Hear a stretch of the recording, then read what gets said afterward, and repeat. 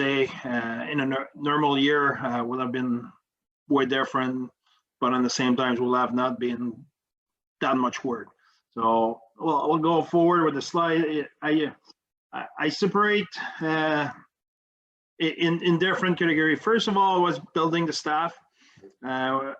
After we had the player evaluation for the virtual camp, I will explain what was our mindset, what was our objective, how we did that.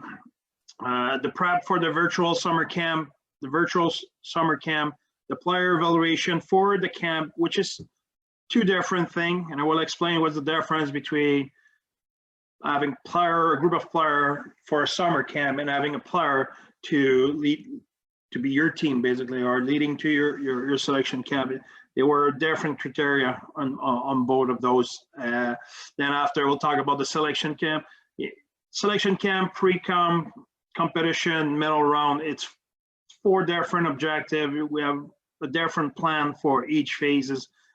For sure, they are similar. They go together, but at the same time, they're totally different. When you go in the middle round, it's win.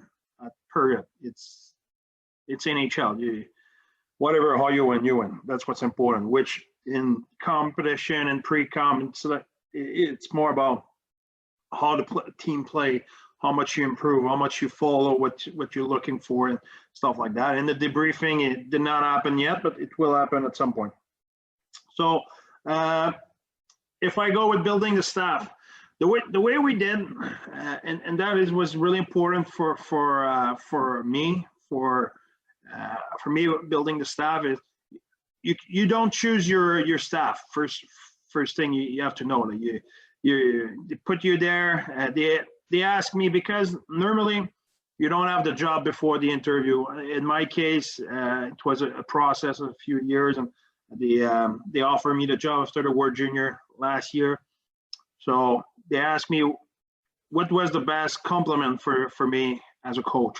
So I give them some guideline, like the way I like to spread the task with the 67s, with Mario driving the Ds, taking care of the PK, Norm's with the forwards, taking care of the power play, how I want to run the pre-scout. I had really specific thing about our pre-scout guy, or call him the eye in the sky, but I did not want the best coach. I didn't want to have the best pre-coach coach. So that was important. I didn't want, when I say that, I will have not take Mike Babcock to be the high in the sky if I had the choice of every coach in the world. I will have take a coach who is tactically capable of breaking down the opponent and knowing exactly the tendency of other countries. So Tyler Dietrich was exactly that. He's the video coach for Canada for years. He's been in numerous World Junior, World Championship, been at the Olympics. If you tell him Sweden, he will give you right away 80% of the pre-scout without watching a game, because he knows how Sweden play. If you tell him Switzerland, he will give you what Switzerland do. So that is what I wanted. I did not want a pre-scout guy who never been in international competition. He can be a really good coach, but I didn't want him to have the tendency, because the turnaround between games is really quick. So you needed someone who had that knowledge as well. For our goalie coach, I believe at that kind of competition, you need a goalie coach who's really strong on pre-scouting the opponent, knowing what's the weakness, what's the strength of the opponent goalie. That was super important, and Barb's was second to none. Then the first step for me was not to tell our staff, this is how I believe we should play. I did not want to do that. I did want every member of our staff to feel they had a voice and they had the chance to express how they think we should play, express what they believe in, express what's the detail that are important for them. And that was important for me, because before splitting the role and the task of every coaches, I thought it was important to know what's the strength of each of them. Because like I said, I was not there in the interview. They named the coach, they said, that's your staff.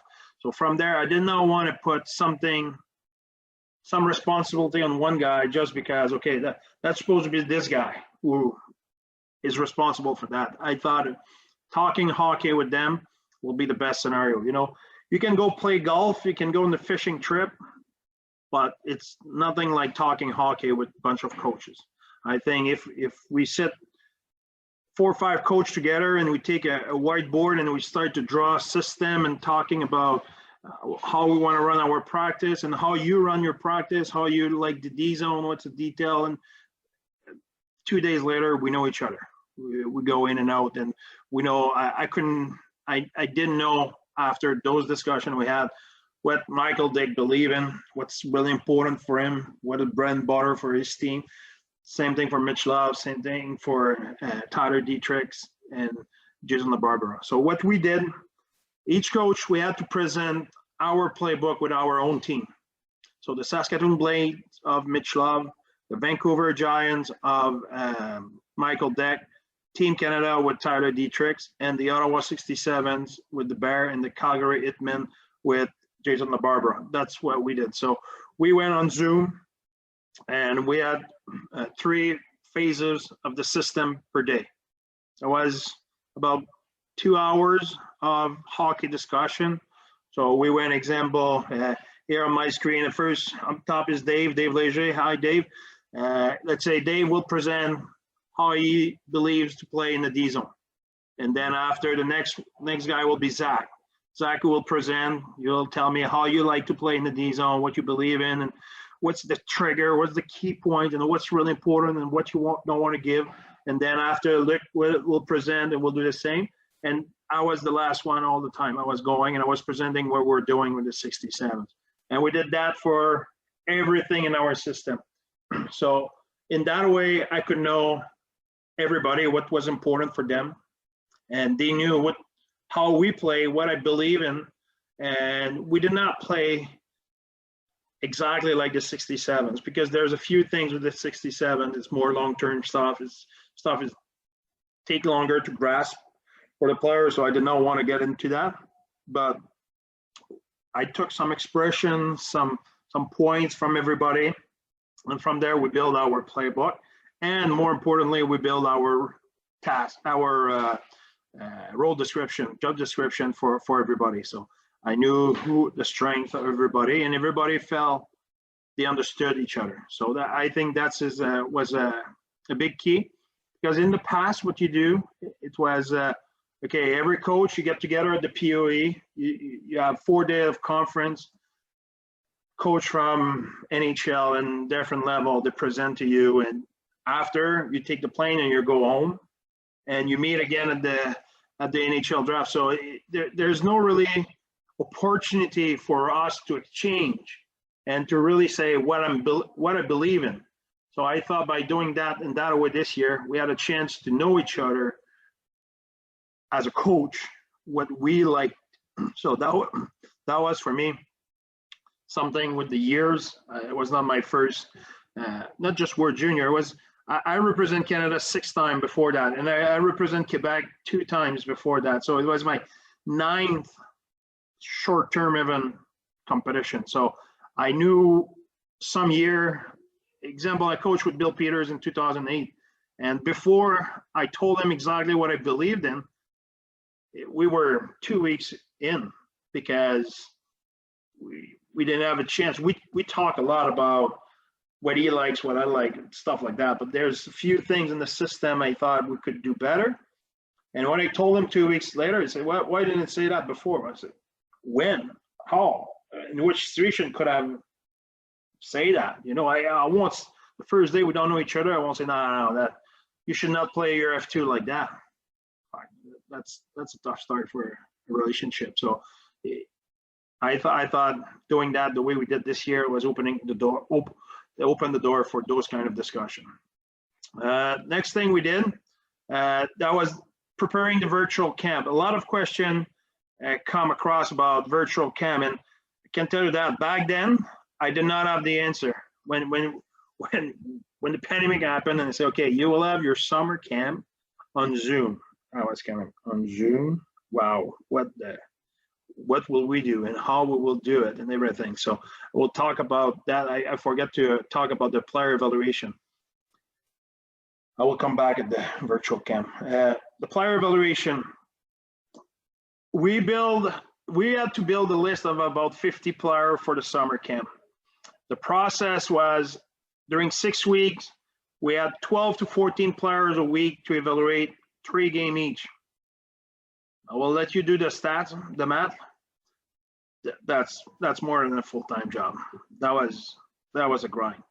If you take some defensemen play 30 minutes a night, it's an hour and a half of video plus doing the report. So that is one player. Now you have 10 players like that to do. You have 30 to 40 hours of video per week. So it was a hell of a job. And we had a Zoom call after every week to rank those guys per position. So example, we started the left winger, and then we went the center, and then the right winger, then left D, right D, goalie. Knowing full well some winger can play both positions. Same thing for the center. Some guys were center, but in their team they play center or wing. But at some point we needed to put them somewhere, and it was to give us a good idea. In that process, we did not include the top dog, but for sure, Alexis Lafreniere, Dylan Cousin, Connor McMichael, they were not part of that evaluation group. But that's what we did. And then from there, our goal was to build the most talented list of 50 players we could find. That was our goal. It was not about which role, what style of play we want to have or whatever. I think you need to bring all the best talent, and from there, you figure it out how you should play. I don't think you have to be stubborn as a coach. I think you need to be flexible and figure it out if the player you have can play in the way you want to play. If not, you have to tweak the way you want to play, because those are the player you have. That's what you have. You cannot change. So that was the goal for the summer camp. Then we went, like I said, in the prep of that camp. We had one of our main objective was to create interaction. So how could we, with a bunch of guys who barely know each other, build a relationship? Because the summer camp is an opportunity for coach and player to know each other, to create a relationship, to understand each other, to know what this player can do, what he cannot do, what is his struggle. Same thing for the coach. When the coach talk about stopping on puck or reloading or being the right side of the puck or cut off or creating time and space, what does he mean? So that was the main thing we were wondering, how can we do that? And the other objective we had is we needed to have values. How can we inculcate our player our values? How can they own it? Not just say, okay, our value of those 3-4 words. That means nothing. That if you have a slogan, you have value, you need to use it on a daily basis, and you need to live by it. So we were, okay, how can we do that through a Zoom call? And after, it was about how we want to play. What's our habits? What's important for us coaches? How will we evaluate our player? What we call our winning habits. And we have 10 of those. So how can we explain that to the player, but as well making sure they really understand and they own it for them to do it. And after, we wanted to make clear some stuff will not be negotiable. The way we will play, it's not up to debate. In a sense, we had a few things where we thought that was really important. And then we had, how can we incorporate guest speaker? So I will explain that. The way we did interaction is we sort our 10 habits. We said, okay, that's the 10 habits to play for us. Those 10 habits, we split them. We split the player in groups. I will get out of that screen. I will share my other screen. There we go. So I hope you're seeing that. Give me a second.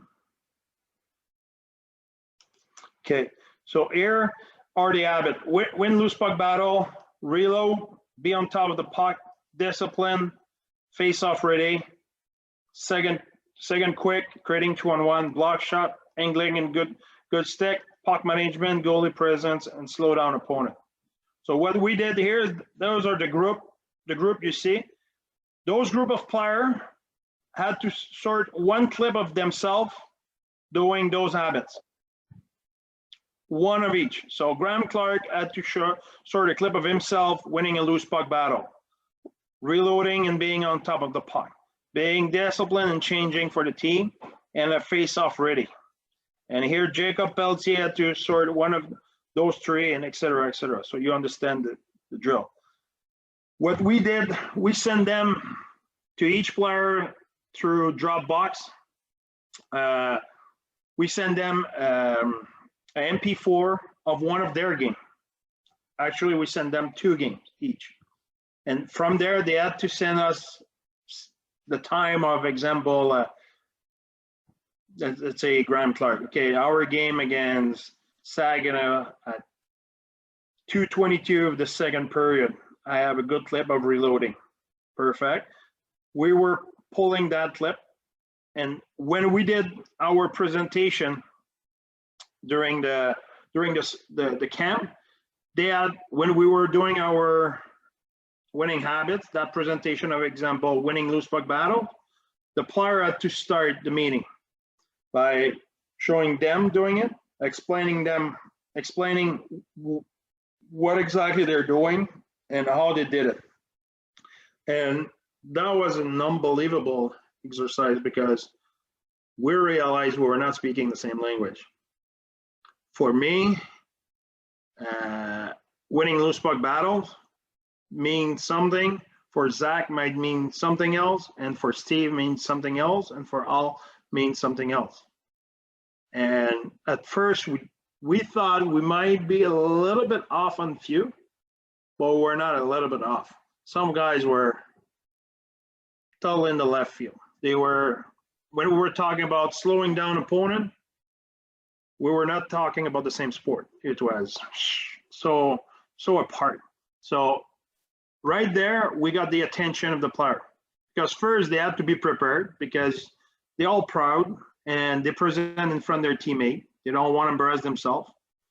And the second, they realize, okay, that's not at all what I thought that meant. So that was a really good exercise because when we got on the ice together, now we were all speaking the same language.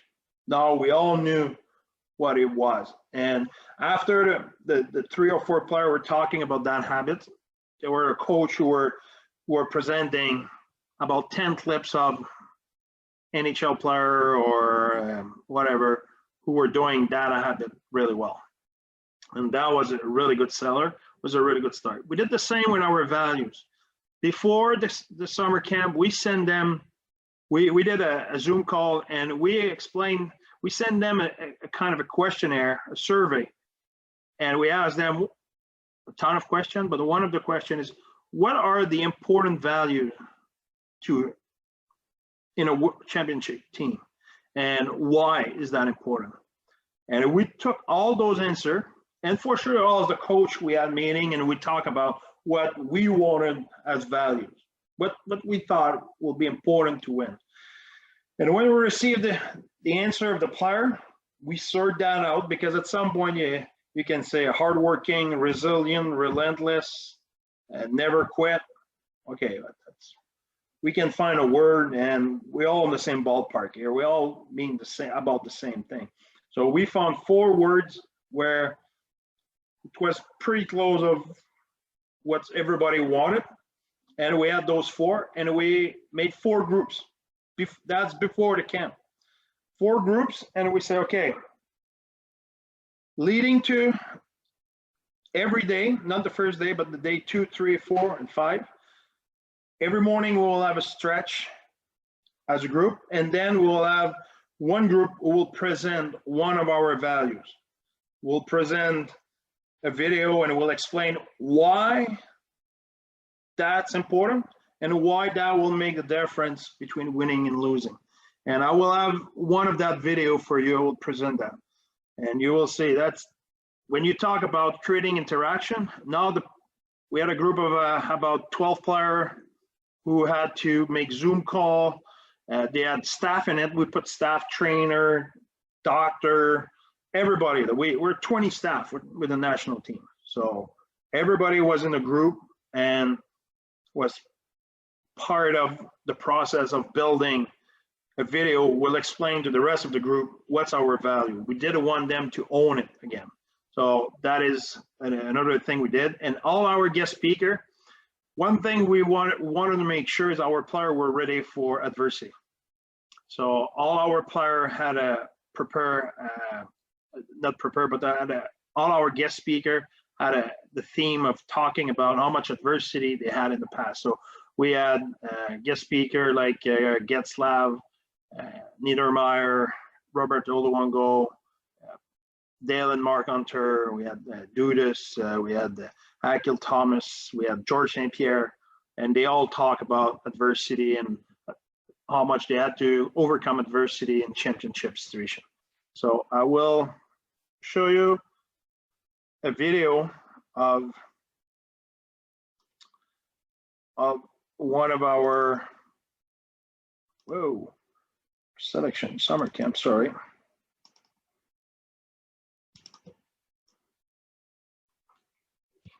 So I'm not sure here, I'm sharing my volume, so let me do that. I will share it again. Exactly, share sound computer. Okay, let's try that now. All right, Barbs and AD, you guys are good to go. Okay, thanks, Baxi. So our group, to finish off the values here, we're the humility group. First off, I gotta thank AD for sort of spearheading the whole thing. He did a really awesome job of taking charge and giving us a lot of ideas.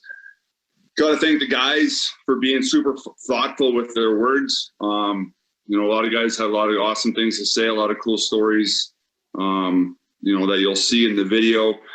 And the best part about the whole process, guys, was we had a player really sort of step up and take charge. And without this player, we probably wouldn't have been able to do this. This player stepped up and decided that he was going to be the one to make the video. So this video is player made. Mason Millman did a phenomenal job. He, again, this video he made this video. This is all him. We sent him all of our clips and all of our stuff, and then he put it all together. So without further ado, here is a Mason Millman production.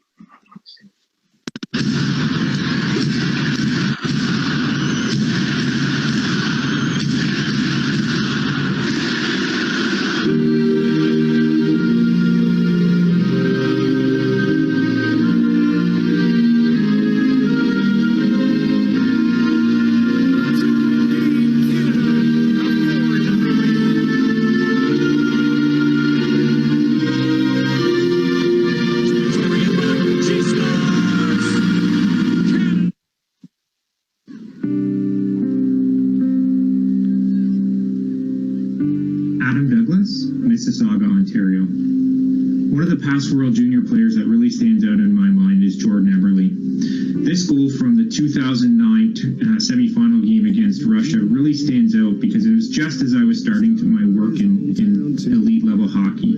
I was working with the Ottawa Senators at the time, and we had to move out of our arena because of the tournament. But we were crowded in the visiting locker room in the game against the Maple Leafs. Everyone from all nationalities was there, but that was the first time I had seen these pro-level hockey players care so much about junior hockey.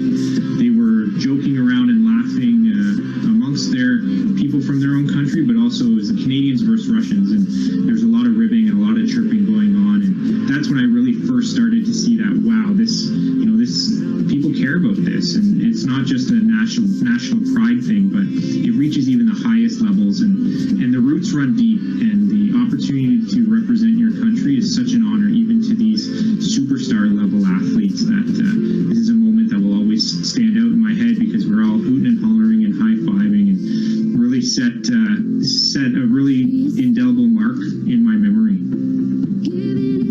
I'm Jason LaBarbera from Prince George, British Columbia. Watching this video was very humbling for me. Seeing how excited and proud my wife Codette and my son Easton were when we won the gold medal last year put a lot of things into perspective. Winning gold medal was more than just about me and the players and the staff. It was about family and friends and their support and love along the journey to win a gold medal. And for that, I will forever truly be grateful. My name is Brian Cheeseman, and I'm from Mount Pearl, Newfoundland and Labrador. The World Junior moment that stands out the most in my mind happened all the way back in 1990. It's my earliest Hockey Canada memory, gathering around the television with my family, watching the gold medal game as Canada played the Russians from Saskatoon. And a young man named John Slaney from nearby St. John's, Newfoundland, scored the gold medal winning goal.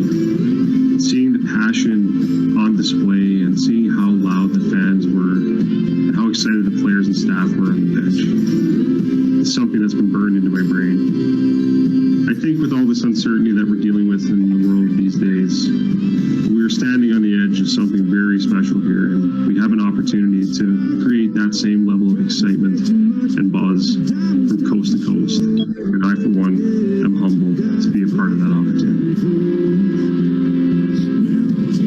I'm Owen Power from Mr. Ontario. Something that makes World Junior so special to me is just every Boxing Day going and watching with my family and just seeing the whole country come together and cheer for Team Canada.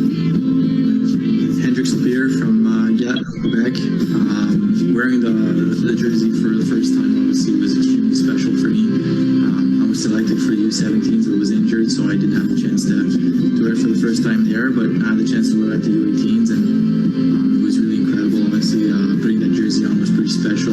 Watching the World Juniors as a kid and the U18s and U17s, so just having the chance to wear it for the U18s was extremely special, as I mentioned, and can't wait to wear it again. Honestly, it's I think it made my family pretty proud, and made myself proud as well in my hometown. So obviously a really great feeling. I can't wait to wear it again. Braden Schneider, Prince Albert, Saskatchewan. A World Junior moment that sticks out for me would be Christmas of 2009, when my brother and I opened up a gift for our family, and it was tickets to go to the World Juniors that were held in Saskatoon that year. And I remember being so fired up, and I was so excited, and it was the Canada-USA game on New Year's Eve, so the one that was always a big one to watch every year and was always a tradition for our family. And I remember going to that game, and that wasn't too far down the road, and we were up in the nosebleeds, but I didn't think about that too much, and I didn't care. I was just so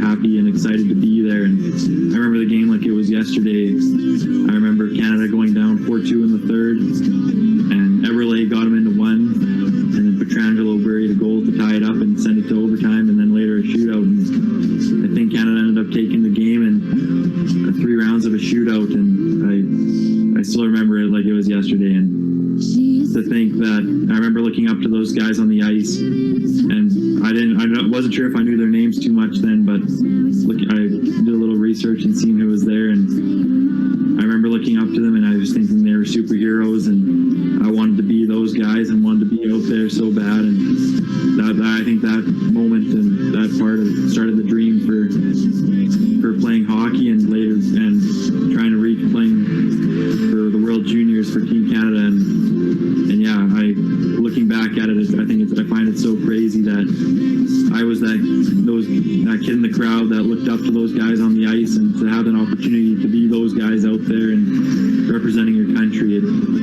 leaves me speechless, and sometimes it doesn't even seem real that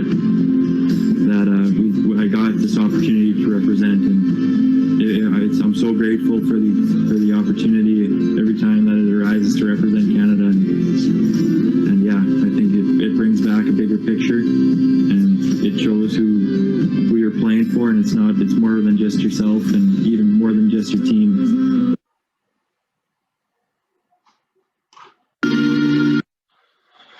So that give you a little bit of an idea of how the player deal with it and how serious they were in their work. So that was a big goal for us. I cannot find you guys. Give me a second. I'll stop sharing. Hopefully, can get back at it. Okay. Suddenly, I cannot see you guys. So hopefully, you can see me. So that is that's the work we did, and we started the day with that. And I explained to you the winning habits, how we did it. So also, like I said, we did some presentation with Hockey Canada about how to handle media and social media, the CCIS, which is the anti-doping, the mental preparation, physical preparation. We did as well some team builder were pretty fun, the chemistry and the camaraderie between the trainers, the therapists, and the player during a summer camp or any competition. It's really important. And, the guy, your support staff knows the player really well, and the player will talk in front of the trainers and way more than in front of you coaches. So we did want to create that as well. So what we talked locker room talk with the support staff. So our support staff prepare a questionnaire, which we had breakout room, and each group of 10 players were in the breakout room with the staff, and the staff were talking with the player, asking questions, chirping the player, asking them all sort of question where the player at some point they will for sure they will say something we can chirp them about, and we use that a lot. We didn't want to create that atmosphere was safe and who everybody was laughing, and every day we were closing the day by doing a kind of a wrap up of what we learned today. So we'll give you an example. I have that as well on here somewhere. There we go. Now, as example, I will go in the resume example on day 4. So we'll find a way how to present. There we go. So example, on that day, we just I learned Poulain was taking university class in kinesiology, which he was not in the university age yet, so that was pretty good. Shane Wright was during the Zoom call, he was in his room, and his room was a total mess. So just chirp him a little bit about that. Cormier's get a grade in school, so which is pretty good. Powers 3-time national lacrosse champion. Newey's sister play for Team Canada in hockey. Mercer brother has a 99% average at school. Gunzo's sister is a frontline worker. Goolie's dad's a doctor. Hammy, which is I did not even know, is our equipment manager at a military training stuff. I did not know. Becky has an NHL caliber shooting gallery in his backyard. He showed us a picture about it. It was unbelievable. So different detail like that, just to create that link with the player, have some fun, chirp a little bit, and do stuff like that. So that was important for us to create the link with the player again, and to create an atmosphere where the player will be comfortable. After the summer camp, now we had different scenario for a camp. When it became clear, we had a camp in November. Now we restart the evaluation by doing again 8 player per week, 3 game per player, and now we needed to get down to business and really evaluate who will be the player to play for us. So now talent was important, yes, but we needed the player to play the right way. So some player where we thought, okay, during the summer, we'll have a summer camp with them, we'll explain to them, we'll see how they react to teaching, we'll see how coachable they are. They will have a 30 game during the season where we will be able to see them play. And then at Christmas, we'll make a decision on those guys. That was not anymore the plan. It was not even possible. So now we needed to have players who were closer to a final product, closer to be able to play the way we wanted to play. So that changed a little bit our vision. And then we went to the selection camp, including the preparation, everything. So we had the daily schedule, how we wanted to do it. A normal year, the World Junior, you get player who play 30 minutes a night or anywhere between 22 to 28 minutes, depending on the position. Those guys had a summer camp, they had an NHL development camp, or junior training camp, NHL training camp, then a 30 game in the junior, plus the Russian series. So when they arrive in December, normally they're pretty banged up. They're tired. They can be hurt, injured, whatever. So you need to have a plan where you're efficient in your time. You prepare your tactic, not that much intensity, because those guys need a rest before we get to war. So this year was totally different. This year was, okay, we get player with no pace, no momentum. They're not in game shape. They are in summer training. They're in top shape, but they're not, their stamina is not the same. They're not used to have bruise and battle through. And during the summer, if you have a groin injury, next day you take a day off. No, in the season, you have a groin injury, but you will be like that for 2 months, pal. So suck it up and keep going. So it's totally different. It was a different mindset to our camp. We needed to push our guys and needed to make it tough on them. So we went 2 practice a day. So two group, 2 practice a day. So coach were on the ice for 8 hours a day, but it's not 8 hours of hockey school. It's 8 hours of national junior team. So you're building your team, you're building your habits, you're building how you want to play, and you need to be on the job for 8 hours a day to coaches. So that was, I won't lie, it was a hell of a grind, and I don't wish that to anybody, because I did it before I coached with AAA, and we were doing that. I did it in junior when I was in the when I started. It's different. You're not, the playoff or not tomorrow. It's training camp. But us for the World Junior is different.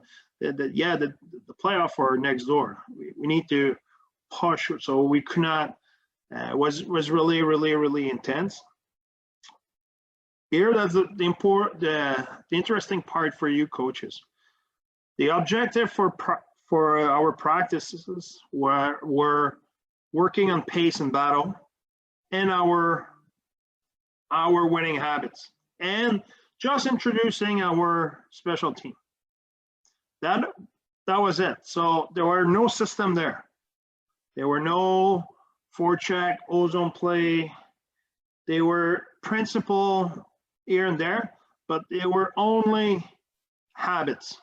The 10 habits I talked about earlier, that's what we work on. We work on our angling, we work on our loose puck battles, we work on our net presence, we work on some change up, how we want to change. The weak side guys stay in the ice, slow down the play. We work on face-off assignment, be ready on face-off, make sure we know our routes, work on all those things without working on system. We really sell to our player, if we do those 10 habits, system will go like that. That won't be a problem. And in reality, my experience and what we do at the 67 is the same. When our system suck, it's not our system the problem, it's our habits. Fix your habit. I don't know, I might be totally wrong there. Maybe someone can bring me back on hurt, but I don't think you can have a bad system if you have those 10 habits bang on. I think that is the name of the game at the end of the day. If you do your right thing, if you get above the puck, if you reload, if your angle are good, if you do all of this, system is in detail. That's what we did believe in, and that's the way we approach it. So it was the same during the game, was about teaching and managing our winning habits, making sure we were pushing that, working on our special team, introducing face-off fundamentals. And we in our evaluation as well was, okay, look which player can fill up which role. And that was important to not pick a team where we had one weakness we could not fill, is we did not have any right and face-off guy in our depth. We had Mercer was ready, could take face-off, but I mean, a guy who can win face-off. And on the PK, we had Dylan Cousin, but we knew Dylan was an important player, an offensive player for us, and having to use him in all those face-off will take away from what we need him the most, which is an offensive role, a top-end role. So that was something we could not fill. But all the rest, the good face-off guy on the left, PK guy, the energy guy, all of it respecting the fundamental point of we want talent. We wanted to be the most talented team. So then you get in the pre-com. The pre-com is right after you build your team. We had only one game. We play Russia. We're supposed to play Sweden, Russia. Unfortunately, we played only Russia. We had a total of 4 practices. No, we had five practices, a game against Russia, and then another practice, and we're starting the tournament. So it was to build our chemistry. So again, we did a lot of team builder, and some were team builder, some were just game. We played cornhole. I think you call that cornhole or bags, you know, the thing with playing with a hole and you try to get it in. We had 3 set of that. The player played a ton of it. We played ping pong a ton. They had the guys at Xbox, they were playing online. We did everything we could to create that chemistry, and that was really important. It worked really well. If one day you have a chance to watch a video of how the Edmonton Oilers room looks like, you will understand we had a lot of space. It's about the space of the Oilers is about the size of Jim Durrell Arena. That's unbelievable. It's huge.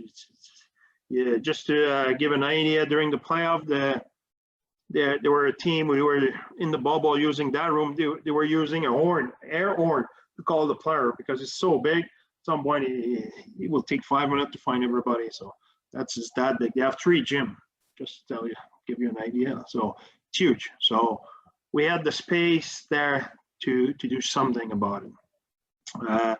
After we had to establish the role and sell the role, because you know before you make the team, you ask the guys if they will accept the role. They all say yes, because they all think it's the guy beside who will not be dressed or will play on the forward line. Not me, it'll be him. Yeah, when it's them, it's a little bit tougher. They did a really good job. I had no complaint whatsoever about everybody. Everybody accept their role, but it was important, and that's something we talked with NHL team who were in the bubble, and they advise us to make sure you take care of those guys. You every day touch base with them because it's tough mentally. So we did that, and the guys did a really good job. Then we work on our special team with more depth, and we start to introduce our system. And we put priority on those 3: the D zone, the tracking, and the ozone forecheck, ozone play. Sorry, those were critical for me because I didn't want to be organized in our zone. I didn't want to make sure we take the soul of our opponent away on our tracking. We all know playing against a team who track like Mad Dog, it's intimidating. And take your soul away. And when you have tough time to get going, it just sucked the wind out of you all the time. So that was super important. And we didn't want to take advantage of the fact we had depth. So we could ask for more on each shift because we could go 4 lines. You know, every game, our first line was playing 16 minutes. Our fourth line was playing 10 to 11 minutes. So the ice time was spread. There were no reason we could not be extremely energetic while we're going the ice. And the last point is the ozone play. For the people who know me or coach against me or watch our team play, I like when we have the puck. I believe in possession. I believe in possessing the puck. It's fun to play hockey when you have the puck. If you don't have the puck ever, at some point, it's tough mentally. It's tough on your best player. If your best player have the puck on their stick, even if you demand from them to manage the puck, to not turn it over, at least they have the puck, okay, we'll do that. But if you have a system where you don't have possession and on top of it, you give them restriction on their puck decision, at some point, those guys become frustrated, and those are the most important. I should not say that, but it's a little bit like that, unfortunately. They're the most important player in your team. I don't like to use that kind of vocabulary, but we all know if Crosby is pretty important in Pittsburgh, and they're better to make sure he's happy, because if he's not happy, that will be tough night. So that's the way it is. So I want possession of the puck. So my translation of that is we need to have a release point. If we are under pressure, what are we doing with the puck? Us, we use the back of the net, we use the weak side, we use a lot the rim on the weak side to keep the puck in. Different stuff, different strategy we had, but it was important for me when we were under pressure, we were not trying to play. We were keeping the puck, create a jam if you have to, hold on it, protect it, stay on the board. We'll have a second guy who will help, but we're not losing the puck. That's our puck. So it was sacrificing a little bit of offense for possession. I believe if you possess the puck at some point, your opponent will make a mistake. And that is where you need to attack. You need to be patient. So that was really important. And for the people who follow the World Junior, you will understand the next point on the system we worked on. It was our forecheck. And our forecheck was phenomenal. It was really, really good. And again, it was all about intensity. So I can talk about that. If you have question later, I have a board, so I can do some stuff if you want to. And then after as well, during the pre-com, we needed to educate our player on the IIHF rule, the standard, and the shootout strategy as well. I think, like, example in the OHL, if you lose in shootout, sucks. That's it. Yeah. Next game, that's it. That you lose a point, but you don't die from it. Which in the international hockey, you may be out of the tournament on the shootout. So you need to put more emphasis and really teach a strategy. And we had video on that, on how to attack the goalie and different stuff. So that was important. Then you have the preliminary round where you want to build your momentum. Now you again, for us, we're fortunate, Canada, because the preliminary round, if you take care of business, if you play well, even if you're not peaking, if you're just keeping improving, you should go in the middle round. Normally you should make it. So you still can use the preliminary round to build your momentum, to improve your system through video, to improve your special team, and you keep building your team a little bit like a regular season in our own club. And then after you go in the middle round, now it's keep your player away from the noise, from everybody who tell them they're good and everything is fantastic and they will win and this and that. And the other thing, everything's about making sure you have your optimal performance and you want to win. Yeah, that's what. Now it's game on, which is for the people who follow the World Junior. The quarterfinal were all game. For three of the four quarterfinal, everybody thought would be easy game. All those game was 1 or 2 goal. They were really tight game, because when you play a game and you have everything to lose, it's a tough game. It's a tough game no matter what. And the US, Canada, and Russia, they had a huge challenge to play those games. It was not easy.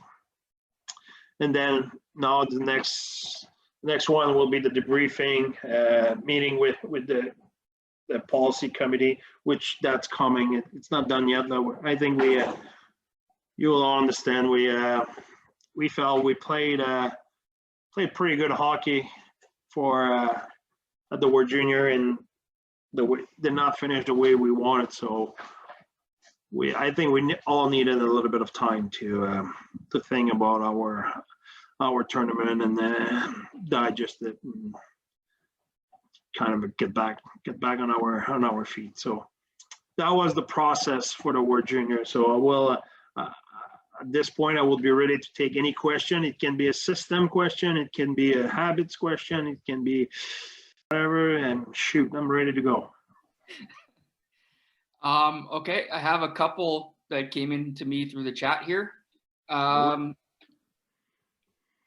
are some coaching traits or experiences you brought back from the juniors that are transferable to your current team and level of play?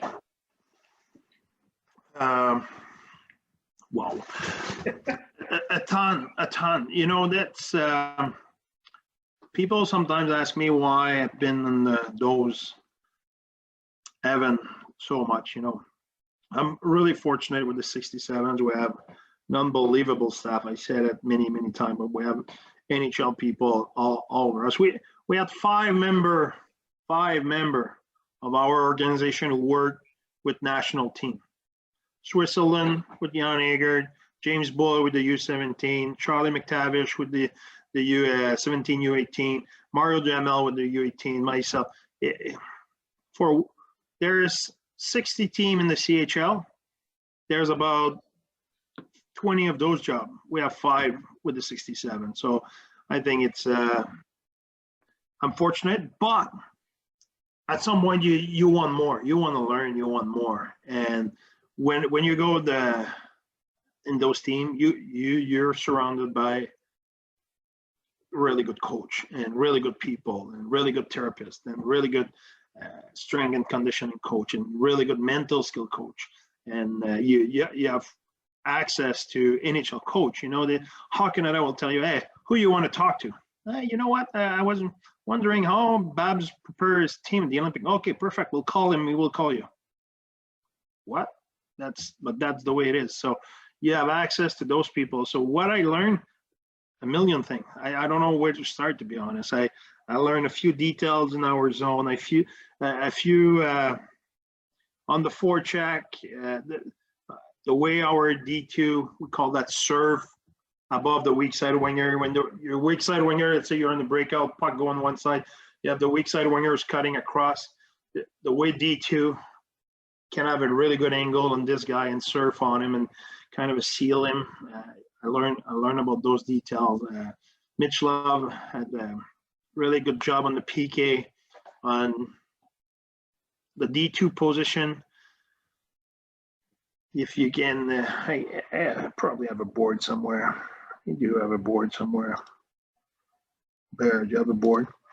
Okay, I'm on it here.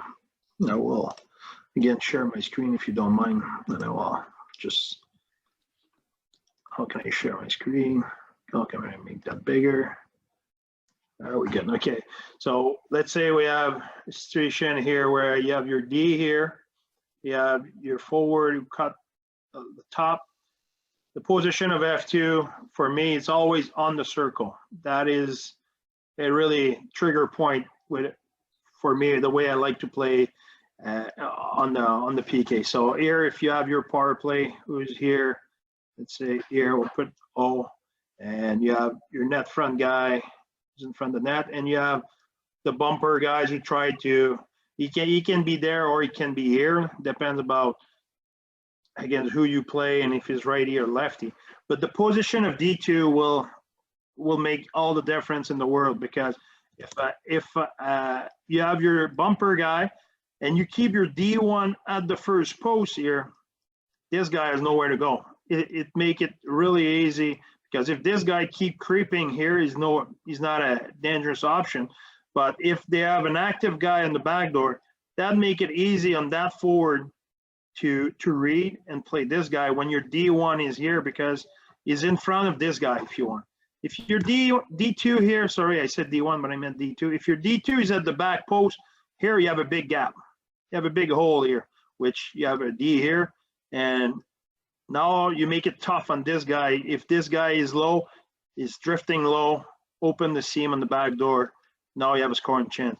But if your D here, like I said, is at the first post, if this guy is going low, he's going right in his reach. So you take the stress off the F2 here, which now it's easy for him to cut that play in the back door. And you really don't give any room on the strong side. The strong side there, there's nothing available. And the Russian did it to us as well in in the tournament, or did it to us, did it to everybody, and it was extremely tough to play against. So that is an example. The other example I can give you is the mental skill coach who worked with us is the mental skill coach of the Tampa Bay Lightning. So I don't have to tell you he's good. He's phenomenal. So learn a lot from him on how to approach a player and when to push, when to not push. So it's a lot of stuff like that I will bring back with the 67. Just a question in terms of that as well.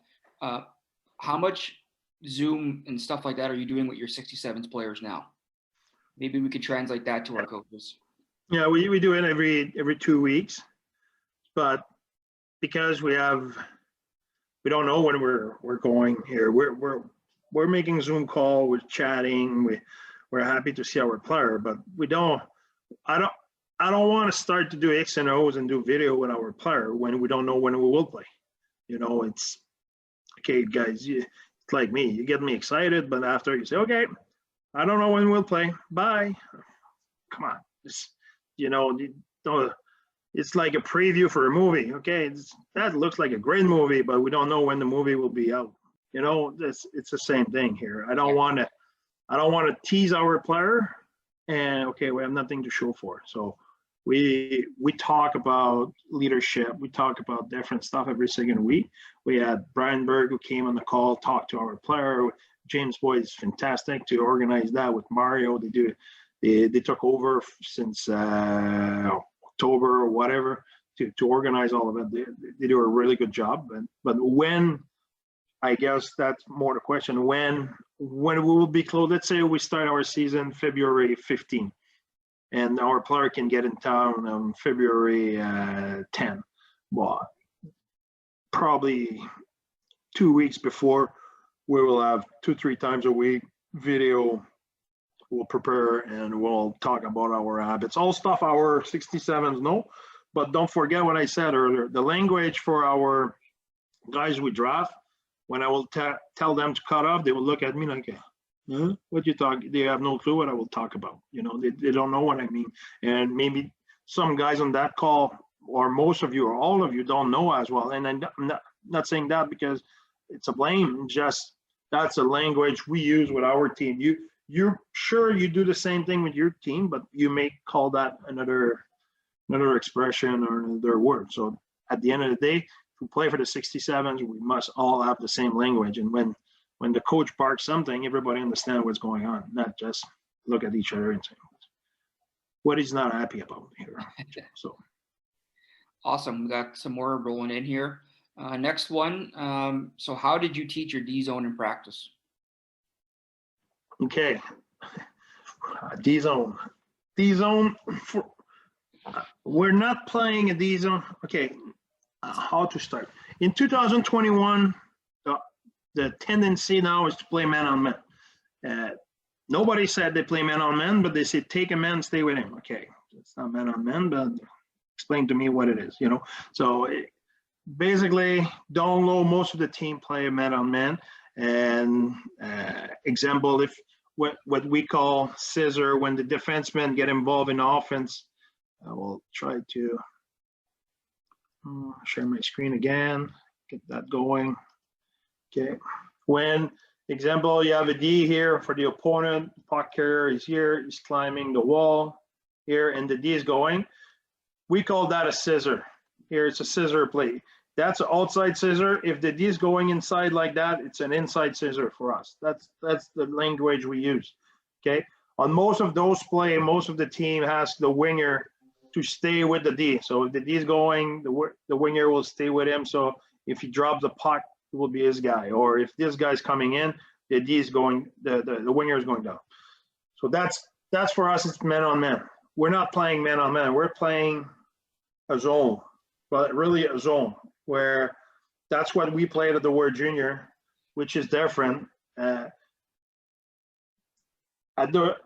If you look Team Russia, the World Junior, I like the way they play. They play man on man down low, but their winger did not play man on man. Personally, I hate the winger playing man on man. I think that opened up a ton of option in offense, in the sense of, if I send my defenseman here and you drop your winger, now my puck carrier can skate the puck here, the top of the zone. Or if my D slide here, and your winger follow, now my puck carrier is climbing here, he has a ton of room. So now for the guys who's chasing, can be a D or your center, whatever, he's chasing a guy who has an ocean to play. That's tough. So what I will answer the question. Whoops, sorry.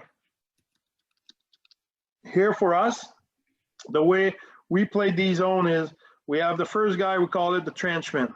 The second guy, we call him the sportman. And then we have the netman. So TSN, it's our TSN system. Then we have our point man, who is our strong side winger, point man, and we have our slot man. So it's simple. The point man, slot man, you play exactly like PK. So in the PK, when the puck carrier is here, you want your point man to cut the top. Make sure this guy cannot attack the box, but make sure if he climbs, you don't bring your point man here. You do what we call, we build a wall. So the job of the point man is to build a wall, is to make sure we keep that puck carrier on the board here. So if the puck carrier climb here and the trenchman is hard on him, is right on his ass, perfect. Now the point man can stay tight, making sure if their D is coming down, we create an accident here. We don't let them hop the hook. If their D, let's say, slide in the middle, that's fine. You build the wall here, trenchmen stay right on top of it, and here you make sure you cannot make a pass across to this guy or the other D.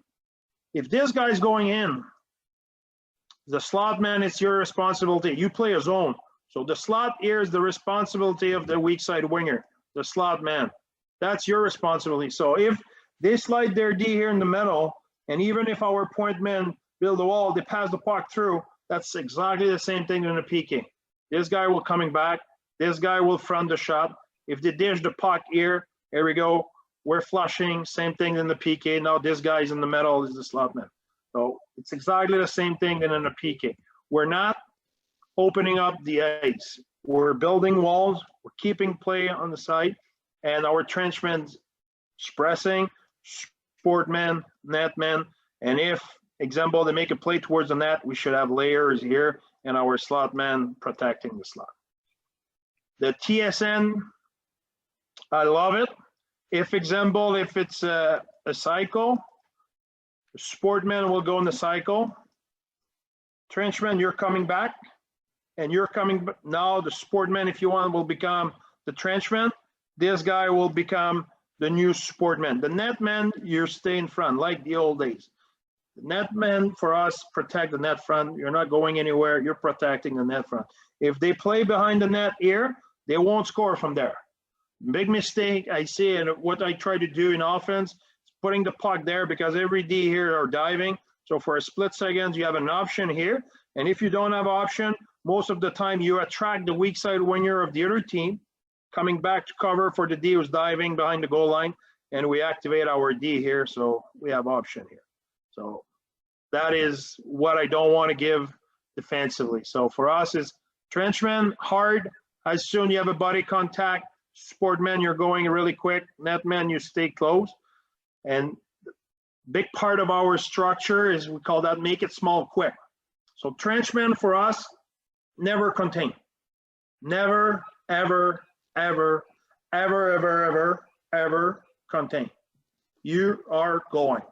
Balls up. Did I say you cannot be beat? No. We know you will get beat. It's fine. No problem. We have layers. We're all inside. That's not a problem. So what we don't want is the trenchman going soft at this guy. Now this guy is skated with his head up. You have Sidney Crosby air skating with his head up. And now you have those deals start to be Bobby Orr and activate and go everywhere. It's a shit show. I hate that. When I play hockey, if you're in front of me, and you go hard, it's easy to read off you. It's super easy for me, if I'm the sportman here, to see you're going super hard at Connor McDavid. Okay, I can say, okay, it's fine. Now, McDavid will do a spin. I protect the middle. McDavid has a puck in the corner here. Big deal. So what? not a problem. Our trenchman is not dead, he's beat. He will come back. So they will have the puck outside. What's super important here is to try to create a body contact, and then we send our support guy extremely quick. I assume he feels could be a battle, or the puck here could be under pressure. The sportman going right away. He's going right away. What's important is, if example our sportman going, they cycle the puck, netman, you're not going anywhere. You stay right there. Okay, they have the puck here. Yeah, that's fine. They look the video of every game you want to pick in the world. The forward to get the puck here, what does he want to do? Someone need an answer.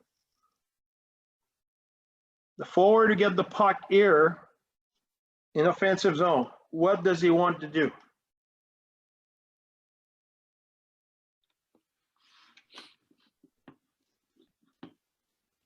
Hello?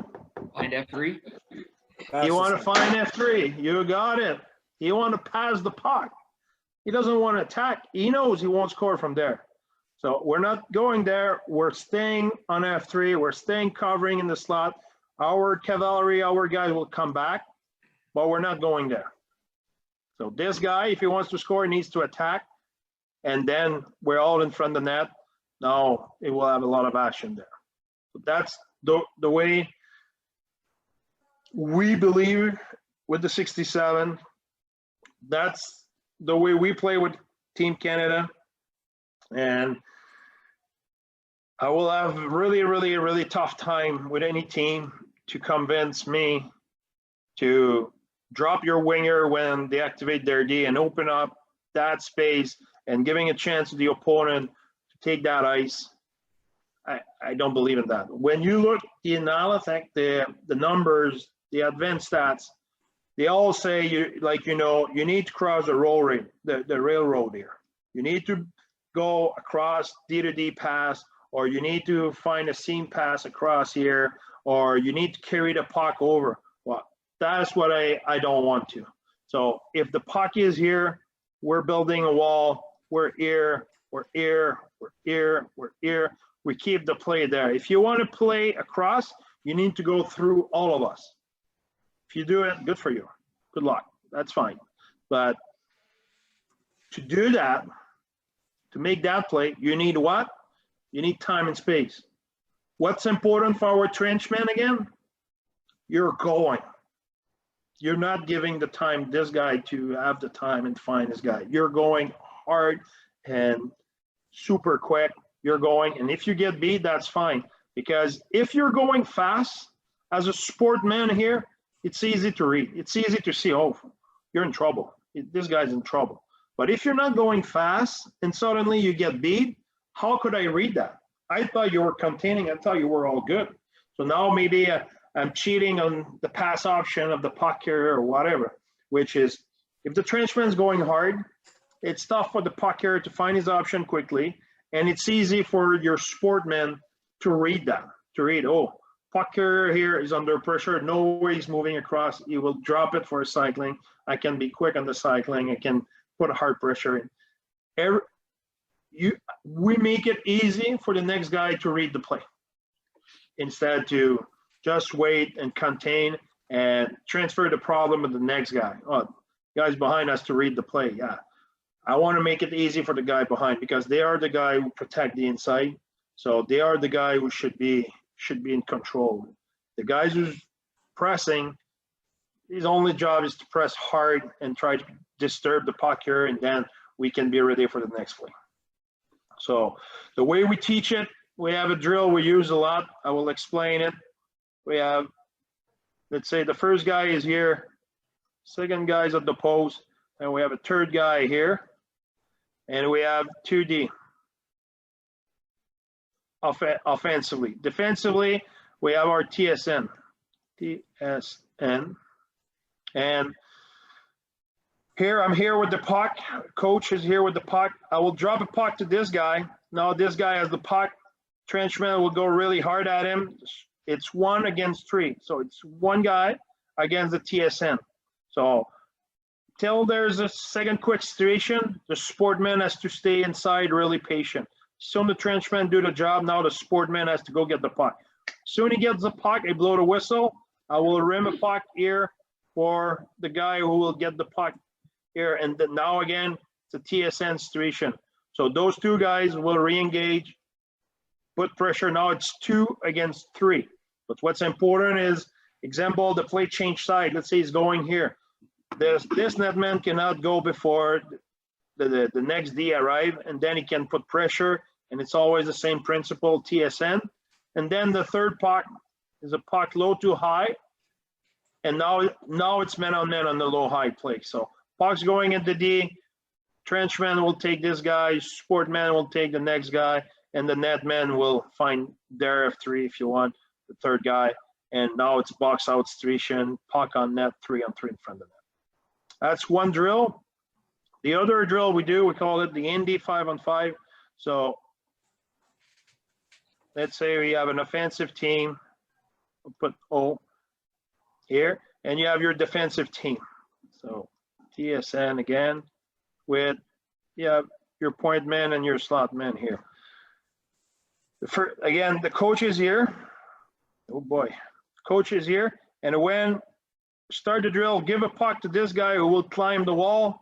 Pressure will be hard. This guy build his wall. And here the D can do whatever he wants. He can go inside scissor, outside scissor. He can slide in the middle while we work on our walls. So now it's game on. It's 5-on-5. Do what you want. It's 5-on-5.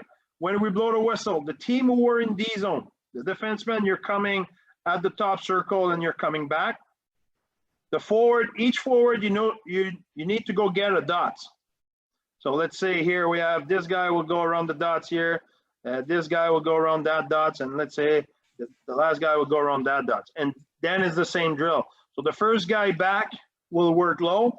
The next two guy will work as winger. And then I will give a new puck, can give it here or he can give it behind the net. And it's game on, and do that 3 times. So those are some reps and work on our D zone in that way. So that I like it because it change your role. You can be a right winger and suddenly you need to work low.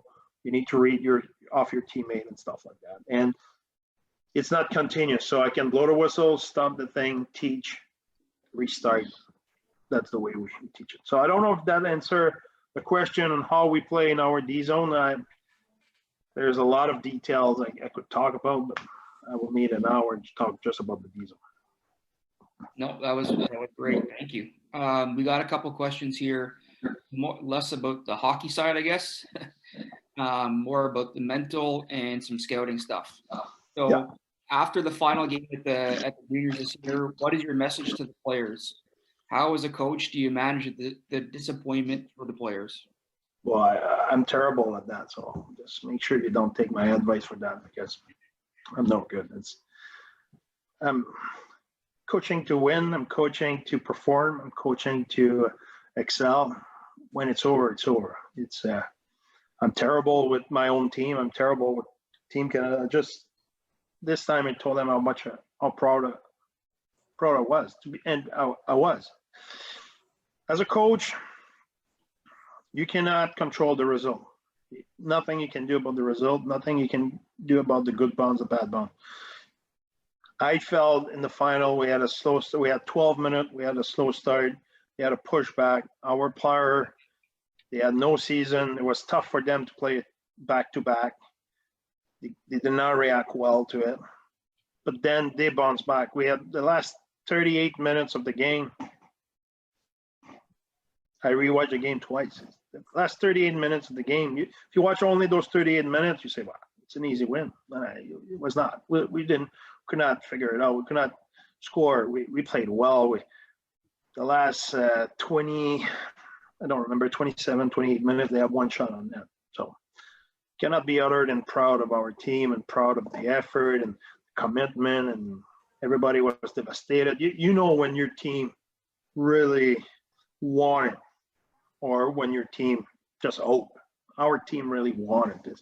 An hour after the game, there was still 8 players fully dressed in the room. You know, it's a short-term event.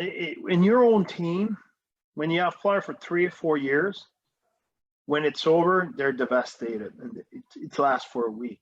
But on the short term, Evan, it's not the same. It's not your brother. You didn't bleed with them for 3 years. Like, you bleed with them for 3 weeks. It's not the same. But this year, we were together for 2 months. We're all bleeding the same. We were all devastated. I was really, really proud of the way the player really own it. I talk a lot to you guys about owning it, and our player really owned it. And I was emotional to see how much they took it at heart, and they really wanted to do the right thing. Oh, sorry. Yeah, awesome. And along the lines, you talked before about eliminating the noise in the medal round. So after the round robin, TSN narrative changed from Team Canada being a gold medal favorite to being one of the all-time great teams in tournament history. Did that have any effect on your players? Yeah, no, they're not, but that's the World Junior. Yeah. We told them that's the way it will be. And one of the good things we did during the summer, I should have put that in the PowerPoint. We had Gordon Miller and Craig Bottom who came on the show, and they explained to the guys, we need to build a hype. We need to build something to sell to people. So don't listen to media. Just understand what's their role. And they talk about it and help. I'm telling you what, we beat Germany, first game in the tournament. Germany play a back-to-back.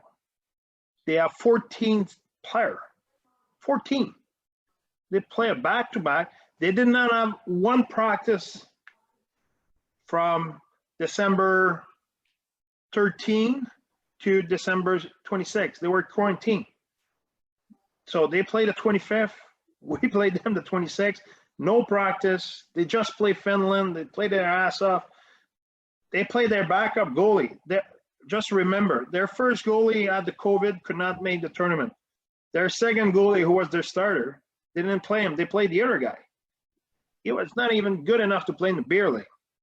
We kicked the shit out of them, and we played terrible.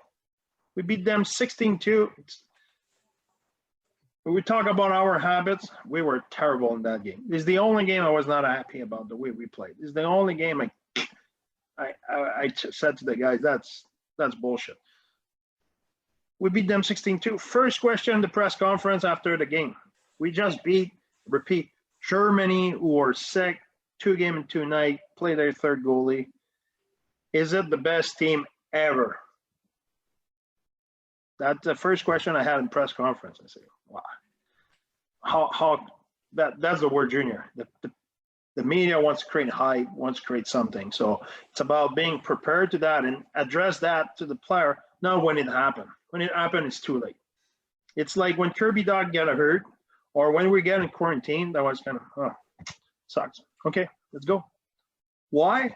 Because first meeting we had with them, we talked to them about that shit will happen. I don't know who, I don't know what, I don't know how, but that will happen. And we give them a ton of example. The World Junior the year before, people forget that. We won the gold. Okay, that's what we remember. Perfect. First game against US, we blew the lead twice in the game. We steal the game at the end of the game on an unbelievable play from Lafreniere. Okay, won the game. Perfect. Next day, we get our ass kicked by a Russian. The worst loss of Canada in the history of the World Junior. The worst in the history. That is adversity 101. We get ripped in the media and this and that. Then, after that game, Barrett Aiden forgot to take his helmet off during the Russian national anthem. You talk about a shitstorm. That was not pretty. Then, Lafreniere got hurt.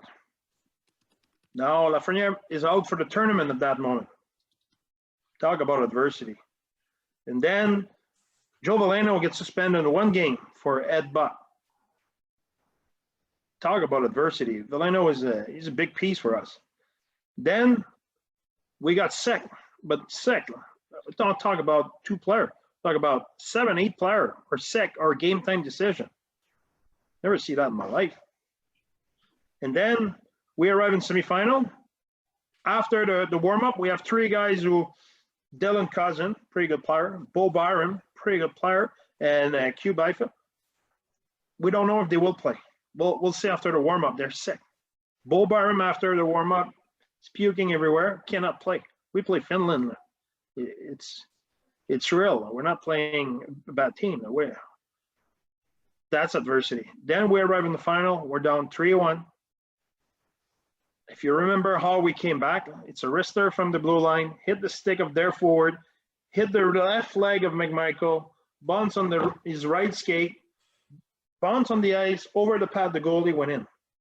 And then they took a penalty. We score on the power play. Pucks bounce over the stick of their D.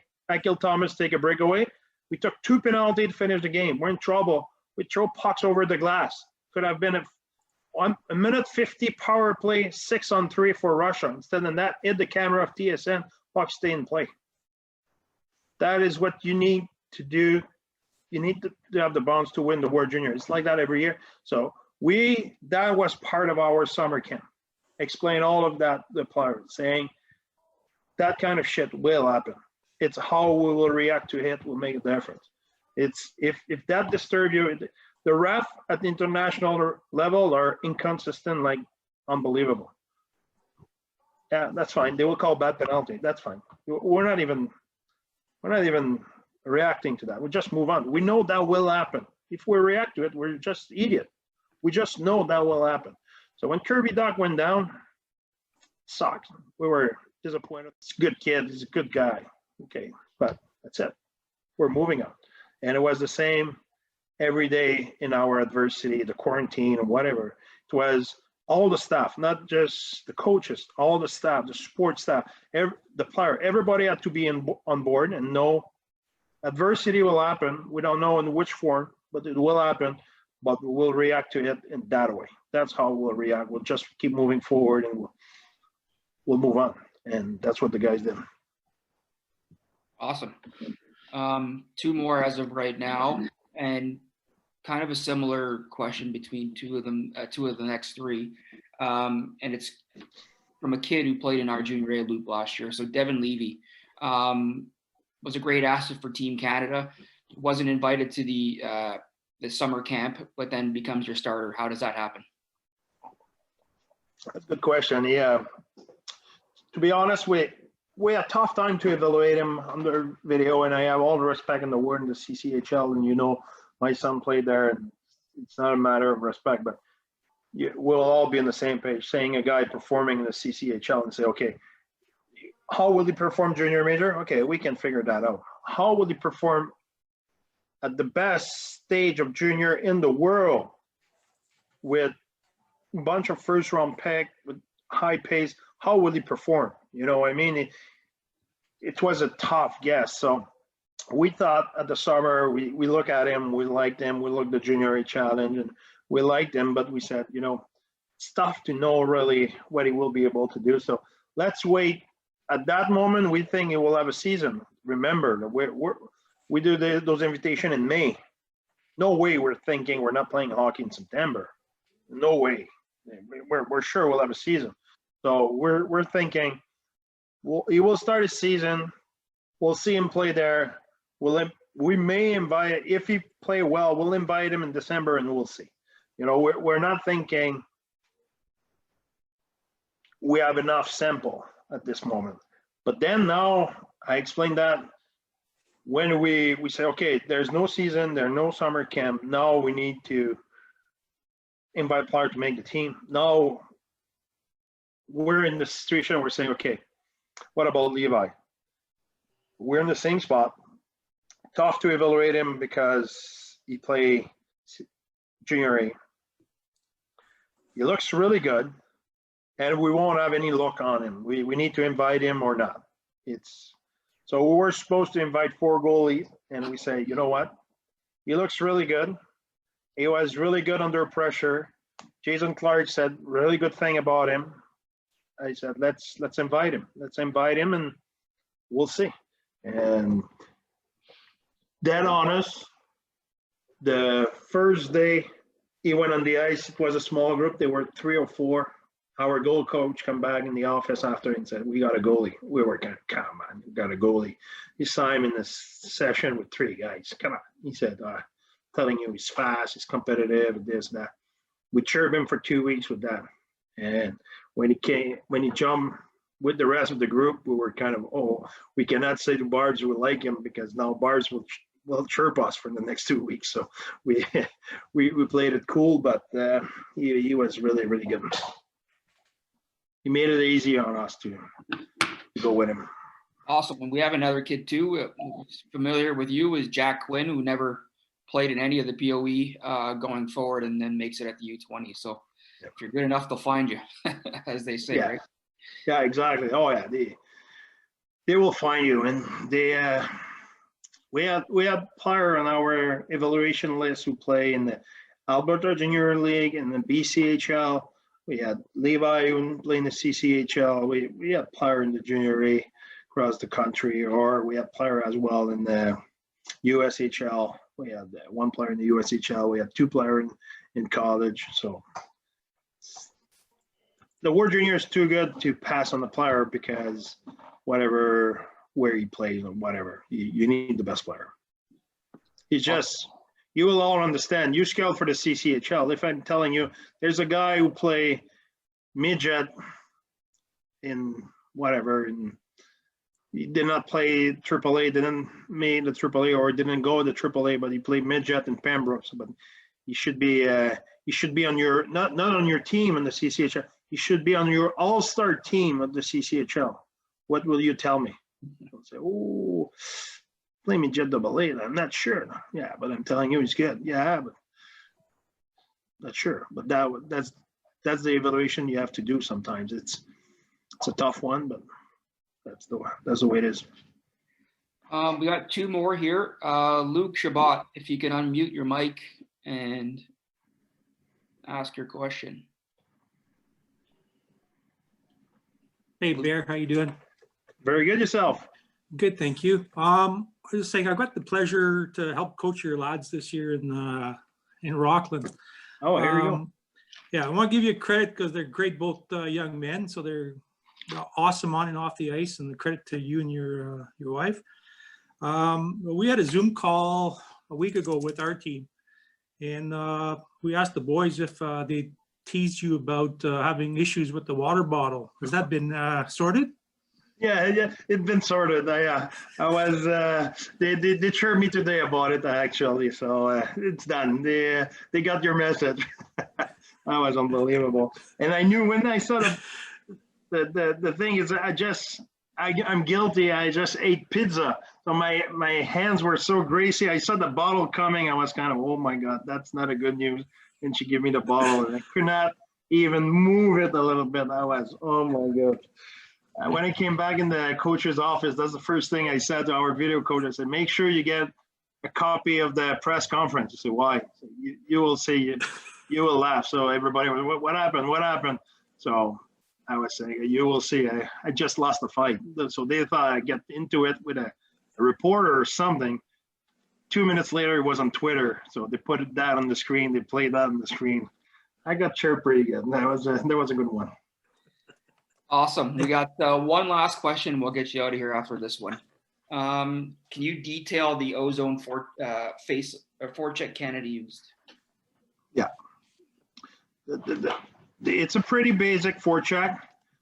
The one exception is the angle of our F2 and F3. So we have our F1 who press, same principle than every team. We want to keep the play on one side. But the difference is our F3 and F2s are wide. So if this guy create a body contact, this guy's going as a second quick with that angle outside in, and F2 is reloading quickly above their center. So even if they're the skate here, let's say there you get the puck, skate, F1 will chase him, F3 will come, and this guy will get on his horse right away, get on their center. If they move the puck here, we're right on top of them. If they want to move the puck up, they have to go indirect. And that is where our D getting up on the indirect pass, and we have our reload all the time. The fact we kept our F2 wide, make it simpler in a sense of, I assume the puck going this way, this guy reload. There's no hesitation of going down. He's reloading. So we have a guy on top and our next guy is going outside in. So if they go on the other side, same principle. This guy's going outside in. And this guy now is reloading on top of the center. So the angle of this guy create a split second of hesitation in the breakout. So that help us to be quicker in our forecheck and take the execution away from our opponent. So every time they're going what we call a second action. So if, the example, they skate with the puck, F2 will go with that angle, F1 is here. We know they will bypass this guy, but now our D is going because it's an indirect pass. So the only, if they rim, direct rim, F2 will take that because he's already wide. So our D will not go in that kind of situation. It's just, if they skate with the puck, now our F2 is wide, it's going, their rim, now our D will get in, this guy reload. So it's nothing crazy, but the angle of F2, us with the 67s, we call them both F2s. We don't have an F2 and an F3, and it's just a kind of a message to our players saying, hey, we have nobody's passive here. Both of you, you're on your toes and you're ready to go. You're ready to go as soon they make the first move. We need to be patient, let them do the first move. Example, if they go up the wall, then we go right away. We jump at them, F2 go outside in, the weak side F2 reload above the center. It's really quick, but that angle outside in create a moment of hesitation or a pass by the board, so slow down the execution of the breakout, and that's the way we made it happen. So we forecheck the same way with the 67. So Awesome. There's no other OHL teams on here. Whatever. No, even if they know, it's find a way now. Beat it. If you beat it, will force us to get better and find new ways. That's the hockey. There's no secret. They watch our game. They do video. They have a pre-scout. They know they have to break out in the middle. They know. I hear the coach say, middle. I know they try to break in the middle. There's a lot of things I know our player cannot execute. It's the same thing. There's a James Boy has a say, and he's so right. We all coach the same player. So what our player cannot do, the other team, they cannot do it either. They're not. It's the same thing. So it's not because they know how we forecheck, they can break it out easy. So. Okay, so actually I just got one last question in here and we'll get you out of here. So this will be the last one of the night. What would you say made the biggest difference in your ability as a coach from coaching young kids to where you are now?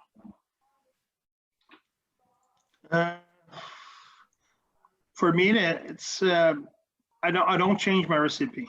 It's always been the same. For me, it's I'm honest. I don't cheat. I don't lie. I hold my player accountable, and I like my player. I love my player. That's super important for me. So for me, there's one set of rules. Jack Quinn or Zev Alozev, they have the same rules in my team. Same rules doesn't mean I talk to them the same way. And that doesn't go with first line or fourth line. That's not the point. The point is some guys need to be cattle, some guys need to be kicking their butt, some guys need to be shake, whatever. You need to know your player. One thing I do, I love all my players. And that is the nightmare for Boydie, because every time he wants to trade a player, it's no. I don't want to trade any of our players. And if you look in the years, the 67s, we don't trade our player. I like my player and I want to keep them. And I always, at a certain level, I won't say I over-evaluate them, but at the same time, I certainly don't under-evaluate them, that's for sure. And I like them and I invest on them, and I believe in we can help them to be better. And when we arrive at the crossroad when the player doesn't want to be coach, which is extremely rare, or when a player it's not happy in his role, but then okay, no, we can look at something. But if not, I like my player, and for me, it's accountability means there's one set of rules and there's no exception. And why the 67s are success, in my opinion, my humble opinion, it's our hardest working guy and our guy who block shot and our guy who track the hardest and our guy who pay attention defensively and our guy who manage the puck are our best player. Why? Because they have the same rule in our fourth guy. Jack Quinn doesn't do it. Ask him. He will tell you. The Bear will kick my ass and will bench me. Yeah, I will. Same thing then Tommy Johnson. If Tommy Johnson doesn't back check, doesn't play. That's it. There's no trick. And I'm not yelling at them. Say, sorry, Jack. You know how you have to play here. You're not doing it. Sit here, look the game a little bit. That's it. I don't have to embarrass him. I don't have to no, it's the rule has no feeling. When your rule has feeling, that's where you have a problem. Because now, today you feel good, you're going that way, and tomorrow you don't feel good, you're going that way. And oh, you like this player, so you will do that. When you don't like this player, will do that. What the? That doesn't work. If you do that with me as a player, I will hate you. I will say you're not fair. You're not fair with your player. You're a bullshitter. I won't like you. It's impossible. For me, there's one set of rules. You tell me what it is, and it's up to me to do it. I'm doing it. I expect to be rewarded. I'm not doing it. You give me shit now. Like you're right. I've been an asshole. I didn't do it. That's black and white for me. So Jack Quinn knows if he doesn't reload, it doesn't work. And Jack Beck, if he doesn't reload, doesn't work. It's the same thing. That's it. Yeah, it's possible Jack Quinn had one more strike than Jack Beck. Yeah, it's possible. But don't think you want to hear about it. He will know. And Jack or Mitch O'Shea or whatever, Marco Rossi, Marco is pretty close to be perfect. It's rarely I have to remind him a few things. But we have player who are really good player who I love. Sometimes I tell him, okay, enough, it's enough. You're not doing it, you will pay for it. That's it. There's no player who arrive at the ring, guys, and they don't want to please you. They all want to please you. If not, a player who don't want to please his coach, how many of those I had in my life? Not many. At some point it did happen because I've been an asshole with them. And now I can blame them. But at the end of the day, when I sit back, I'm saying, yeah, if I will have been him, I might have done it a year before. So at the end of the day, there's two sides. And if you're fair with your player, if you're honest with your player, if you treat them fairly, if you hold them accountable, and if you love them, when you love someone, you're willing to do a lot for them. You teach them, you're patient with them, you repeat, you care about them really. It's rare the player will not do the same for you. That's what I think. Awesome. That's a great way to end. Andre, thank you very much for taking the time tonight. I really, really appreciate it. Hopefully our coaches got something out of it. More than one or two things I certainly did as a coach myself. So I really appreciate it. Thanks a lot. And yeah, thank you on behalf of HEO. Thank you, guys. Have a good season. Hopefully we'll see you at the ring soon.